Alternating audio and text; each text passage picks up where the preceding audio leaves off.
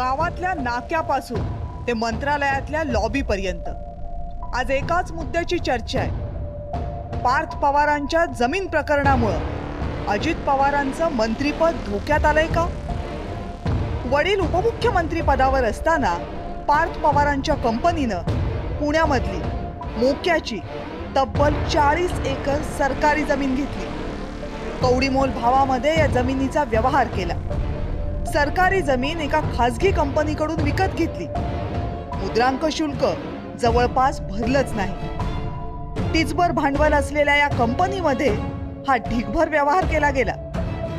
केंद्र सरकारचं एक खातं, राज्य सरकारची किमान 2 खाती अशी चौफेर पाळंमुळं असलेली ही जमीन, आणि तरीही या जमिनीचा व्यवहार फक्त 27 दिवसात उरकला।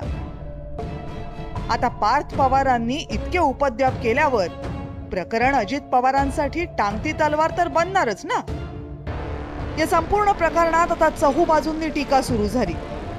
सगळ्यात जास्त प्रश्न उपस्थित झाले ते राज्याच्या महसूल खात्यावर। मग महसूल खात्यानं तातडीची कारवाई म्हणून एक गुन्हा दाखल केला।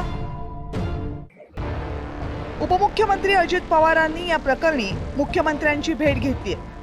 मुख्यमंत्र्यांनी वरिष्ठ अधिकाऱ्यांच्या अध्यक्षतेखाली एक चौकशी समिती गठीत केली आहे। महिन्याभरामध्ये या समितीचा अहवाल अपेक्षित आहे। पण सरकारच्या या कारवाईनं विरोधकांचं समाधान होत नाहीये। अजित पवार यांच्या मुलाच्या कंपनीत असलेल्या पार्टनरनं जमीन विक्रीच्या कागदांवर सह्या केल्या। त्यामुळे दिग्विजय पाटील यांच्यावर गुन्हा दाखल झालाय। पण पार्थ पवारांवर गुन्हा दाखल झालेला नाहीये।